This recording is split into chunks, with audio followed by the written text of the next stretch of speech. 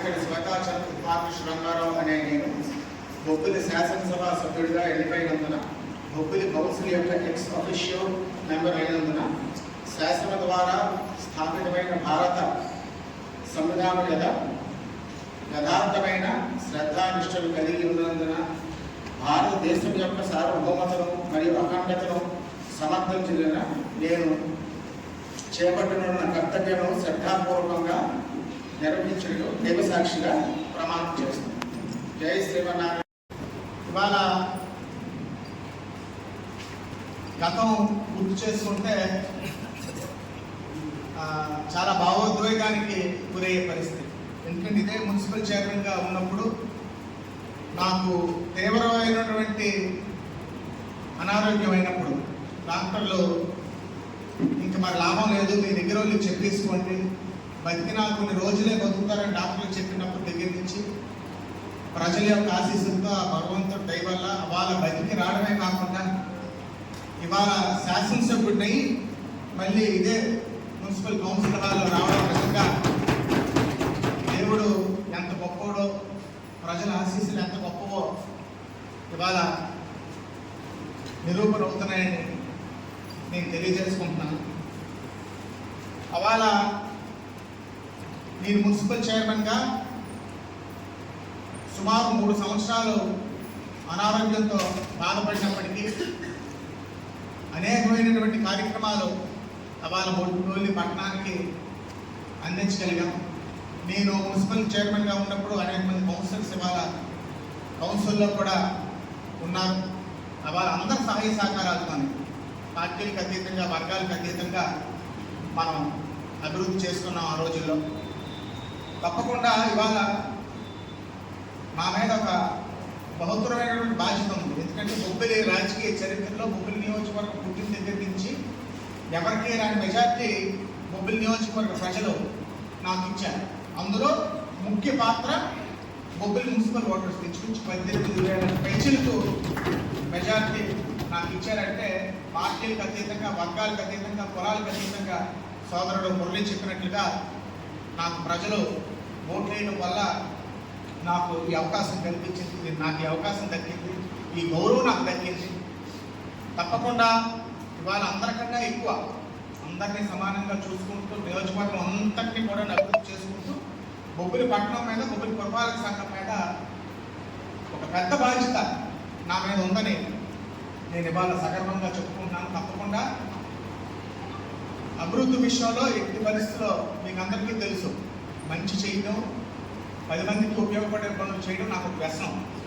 కాబట్టి ఇవాళ ఆ రాజకీయ ఊత కూడా నాకు దోహదైంది. కాబట్టి ప్రజల దయ వల్ల తప్పకుండా మున్సిపాలిటీని అన్ని రంగాల్లో అభివృద్ధి చెందడానికి, అన్ని రకాల అభివృద్ధి చేయడానికి శక్తి వంచన లేకుండా నేను కృషి చేస్తానని మీకు అందరికీ కూడా సభాముఖంగా నేను హామీ ఇస్తున్నాను, నేను తెలియజేసుకుంటున్నాను.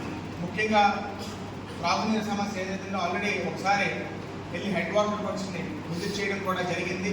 అక్కడ ఉన్నటువంటి మున్సిపల్ చైర్మన్ ఉన్నప్పుడు కూడా డ్రింకింగ్ వాటర్ సప్లై అనేది వ్యవసాయంలో పొలాల్లో మోటార్లు పైప్ లైన్లు ఆ ఇంట్రెస్ట్ని మున్సిపాలిటీలు కూడా మున్సిపల్ పరిపాలనలో కూడా డ్రింకింగ్ వాటర్ మీద చాలా శ్రద్ధ, అక్కడ హెడ్ వాటర్ వర్క్స్ దగ్గర అవ్వనివ్వండి, పైప్ లైన్ డయాలు పెంచడం అవ్వనివ్వండి, అనేక మంది వార్డులకి నేను మున్సిపల్ చైర్మన్ ఉన్నప్పుడు ఏజ్ ఓల్డ్ పైప్ లైన్స్ అన్నింటినీ కూడా మెయిన్ లైన్స్ మార్చి అవ్వాలి. అప్పటికి ఇప్పటికీ కూడా మన జనాభా పెరిగిపోయింది, డిమాండ్ పెరిగిపోయింది.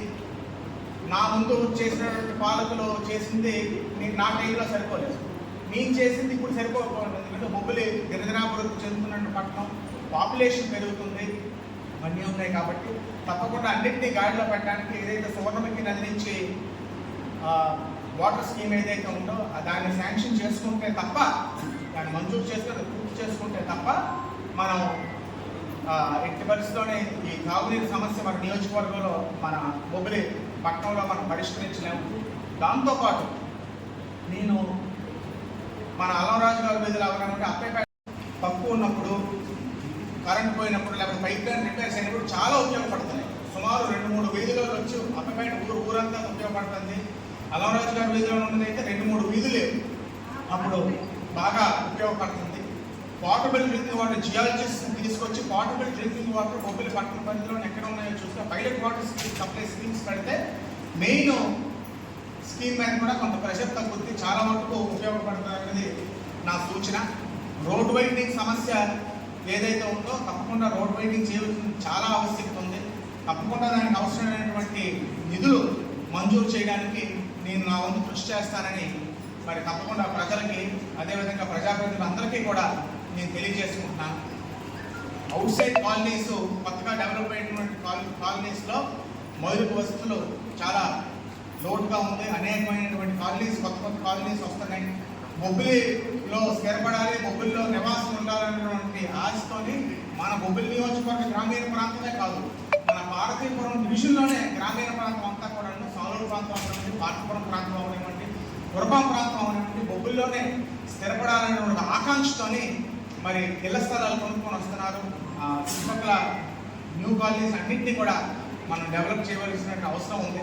అదేవిధంగా ఇంద్రమ్మ కాలనీ అవనివ్వండి, ఇతర కాలనీస్ అవనివ్వండి, అవన్నిటికీ కూడా తప్పకుండా మనం అతి త్వరలోనే ఒక వారం 10 రోజుల్లోనే మ్యారథాన్ సెషన్ పెట్టుకుందాం, ఒక రివ్యూ పెట్టుకుందాం. డిపార్ట్మెంట్ అందరినీ పెట్టుకొని ఒక రివ్యూ పెట్టుకొని ప్రతి డిపార్ట్మెంట్ని కూడా మనం రివ్యూ చేసుకొని అవసరమైనటువంటి ఒక శ్వేతపత్రం లాంటివి తయారు చేసుకొని బొబ్బిలి పట్టణ అభివృద్ధికి మనందరం కూడా శ్వేతపత్రం రిలీజ్ చేసుకొని ఒక టార్గెట్స్ మనం ఇచ్చుకొని, బొబ్బిలి పట్టణ అభివృద్ధికి టార్గెట్స్ ఇచ్చుకొని ఆ టార్గెట్స్ అచీవ్ చేస్తూ మనం మన పట్టణాన్ని, మన నియోజకవర్గాన్ని అన్ని రకాలుగా ముందుకు తీసుకెళ్లాలనేటువంటిది నా ఆకాంక్ష.